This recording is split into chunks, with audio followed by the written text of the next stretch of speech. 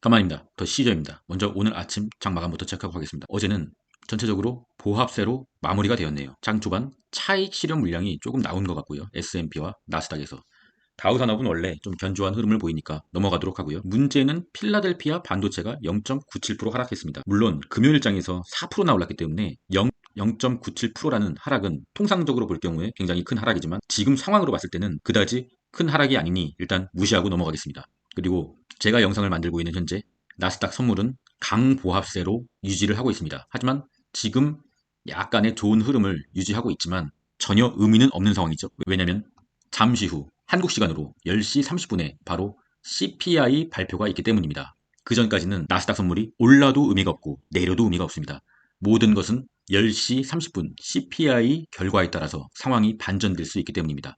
일단 근원 소비자 물가지수 예보를 보면은 예보는 4.1, 이전에도 4.1이고요. 견조하게 물가가 유지된다는 예상치를 보이고 있습니다. 그리고 헤드라인 CPI죠. 소비자 물가지수.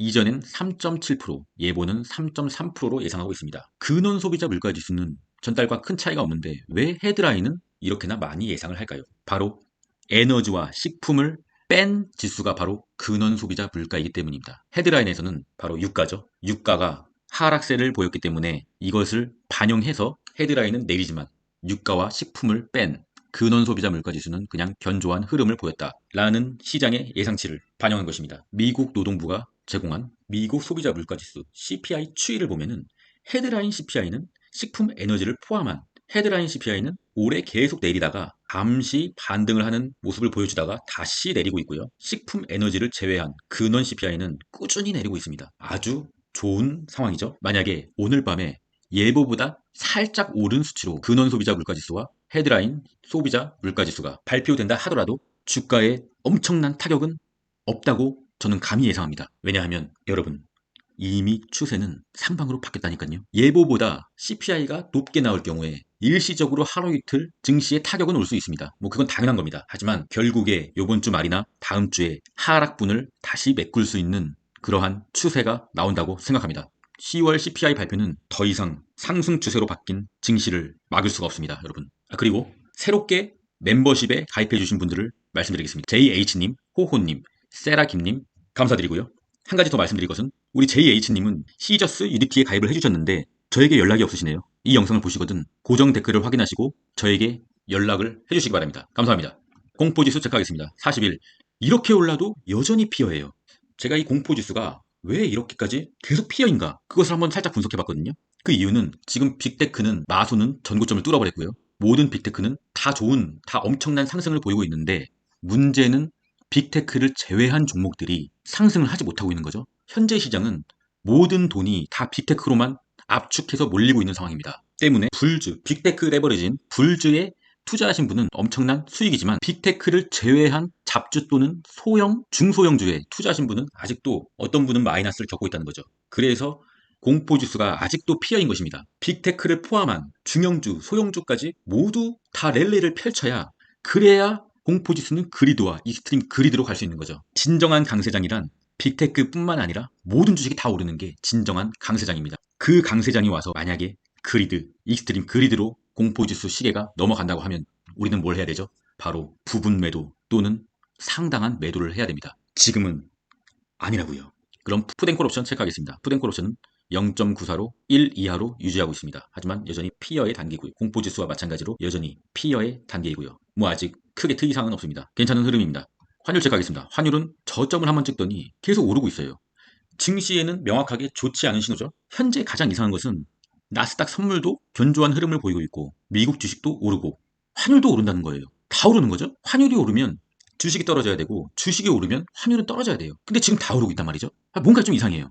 정상적이지 않은 상황이죠. 평시에는 이렇게 되지만 평시엔 방금 제가 말씀드린 대로 환율이 오르면 주식이 떨어지고 주식이 오르면 환율이 떨어지지만 지금은 정상적이지 않은 나스닥의 상승장이라는 거죠. 환율은 내려오고 있는 이평선을 터치한 후에 다시 내릴 수가 있습니다. 저는 그렇게 보고 있습니다. WTI 국제유가 체크하겠습니다. 유가의 방향은 주식의 방향보다 맞추기가 훨씬 더 어렵습니다. 하지만 그래도 유가도 엄연히 차트를 그리고 있기 때문에 하방 지지선과 상방 저항선을 그어보았습니다. 명확하게 하락 추세죠. 어쨌든 유가는 다시 오르더라도 이 상방 저항선을 뚫는지 관찰해봐야 됩니다. 상방 저항선을 뚫어도 여전히 하방 추세이기 때문에 다시 상방 저항선을 지지로 활용하는 하락세가 나올 수가 있습니다. 지속적으로 체크하도록 하겠습니다. 그럼 본격적으로 TQQQ 차트 일봉 보겠습니다. 일단은 아직 견조한 흐름입니다. 단기 상방 저항선 위로 올라선 지는 꽤 됐고요. 장기 하방 지지선까지 격차도 아직 있습니다. 차라리 기간 횡보라도 보여서 이 올라오고 있는 검정색 장기 하방 지지선까지 만났으면 좋겠습니다. 그렇게 된다고 하면은 또 방향을 결정하겠죠. 그럼 TQ의 일봉으로 보는 보조지표입니다. 통상적으로 이 스토캐스틱 보조지표상 90 이상의 구간은 과매수의 구간으로서 단기적인 고점에 자리가 될 확률이 높습니다. 이때도 90이 넘었고 단기적인 고점이죠. 이때도 90이 넘었고 단기적인 고점이고요. 현재도 90이 넘었습니다. 단기적인 고점이 될 확률이 높습니다. 근데 왜 단기 고점인 자리인지 알면서도 더 시저는 매도를 안 하고 조정을 쳐맞으려고 준비 중이냐? 왜냐하면 언더독이라서. 뭐 그것도 맞는 말이긴 해요. 하지만 올해 나스닥의 대상승장이었던 5월부터 7월 중순까지 대상승장이었죠. 이 구간을 본다고 하면 스톡캐스틱 슬로우 보조지표는 90 이상에서 빨간색 90 이상에서 굉장히 오랫동안 머물렀어요. 이것이 강세장입니다. 이것은 명확하게 횡보장이고요. 강세장은 이것입니다. 저는 이 구간을 보고 있었던 것입니다. 저는 이 구간을 보고 중장기 투자를 하고 있는 것입니다. 만약에 이 구간이 온다고 하면은 이러한 쭉 올라가는 구간에서 부분 매도를 시행하고 다시 하락장이 오면 공포지수를 다시 체크하면서 다시 주워 담을 겁니다. 이러한 횡보장에서 4848을 제가 하지 않는 이유입니다.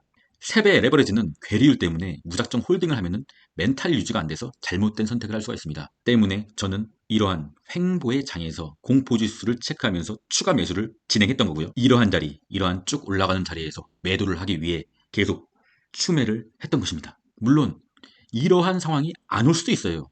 다시 횡보장일 수도 있어요, 지금도. 그렇기 때문에 저의 방법이 옳다고는 말씀드릴 수가 없죠. 주식의 앞날은 아무도 모르니까요.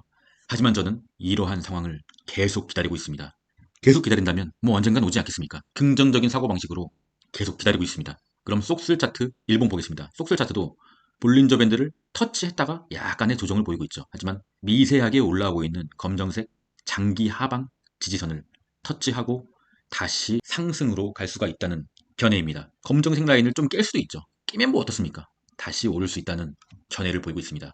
속슬은 이미 너무 많은 물량이 들어왔어요. 이러한 물량은 개미의 물량이 아닙니다. 전 세계 자산 시장을 움직이는 큰 손들이 이러한 구간에서 들어왔다고 생각하고 있습니다. 불주 차트 보겠습니다. 불주는 어쨌든 간에 매물대가 강하게 몰려있는 이 빨간색 저항선을 뚫으려고 노력을 하고 있어요. 어제 살짝 뚫었었죠. 하지만 정확하게 또 걸쳐있네요. 오늘 다시 뚫는지 관찰해 보도록 하겠습니다. 쉽게 뚫을 수는 없는 강한 저항선입니다. 하지만 이것을 뚫는다고 하면 뭐 더 올라가겠죠. 좀 더 한번 지켜보도록 하겠습니다. 그럼 속스 S 반도체 숏입니다. 볼린저 밴드 하단을 찍고서 살짝 또 반등했죠. 시장이 안 좋아져서 속스 S가 또 갈 수가 있습니다. 하지만 어쨌든 이제는 지지선에서 저항선으로 바뀌어버린 이 단기 하방 저항선을 뚫지 못하고 다시 내려온다고 생각하고 있습니다. 그리고 저는 원래 숏을 좋아하지 않기 때문에 속스 S를 매수를 할 생각이 없습니다만, 만약에 이 빨간색 선을 뚫는다면 뭐 소액으로 그냥 치킨값, 피자값 뭐 이런 정도로는 매수할 의향이 있어요. 왜냐면 저는 여기를 뚫지 못한다고 생각하고 있기 때문에. 근데 만약에 뚫는다고 하면 뭐 또 추세가 바뀔 수도 있는 거니까 속스 S는 숏이기 때문에 단타로만 무조건 대응해야 됩니다. 현재 속스 S를 매수해야 될 시기는 명확히 아니라고 보고 있습니다. 그럼 비트코인 일봉 보겠습니다. 비트코인은 제가 또 새롭게 줄을 하나 그었죠. 현재 코인이 너무 가파르게 올랐기 때문에 어쩌면 여기가 코인의 상승 랠리가 끝은 아닐까 하는 플랜도 머릿속에 집어넣어야 될 시기가 온 것입니다. 만약에 이렇게 강하게 뚫어올린 이 자리를 조정을 한답시고 깨버리면은 그거는 어쩌면 조정이 아니라 비트코인 랠리의 끝일 수도 있다는 견해입니다. 저 같은 경우는 이러한 구간, 그리고 마지막으로 매수했던 게 바로 이 구간이었어요. 그리고 매수를 하지 않았거든요. 만약에 여기를 깬다면 아쉽지만 익절을 매도를 시작해 볼까 생각하고 있습니다. 그렇기 때문에 이 검정색 선을 제발 깨지 않았으면 좋겠습니다. 이더리움 같은 경우는 아직 선을 그을 만한 지점은 오지 않은 것 같습니다. 강하게 올리고 볼린저 밴드를 닿지도 않은 일봉이 시작된 후로 조정을 지금 현재는 보이고 있습니다. 하지만 아직 이더리움의 끝은 아니라고 봅니다. 다시 한번 볼린저 밴드를 터치하러 가지 않을까, 며칠 뒤에요.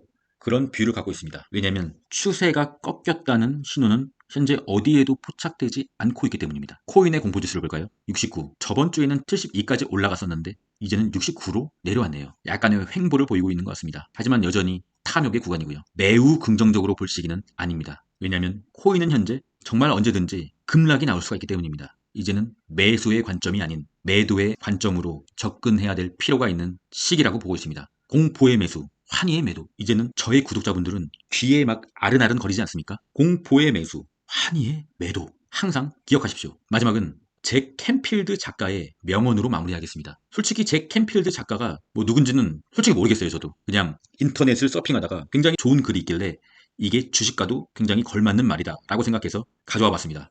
당신이 원하는 그 모든 것들은 바로 두려움의 건너편에 있다는 것을 명심해라.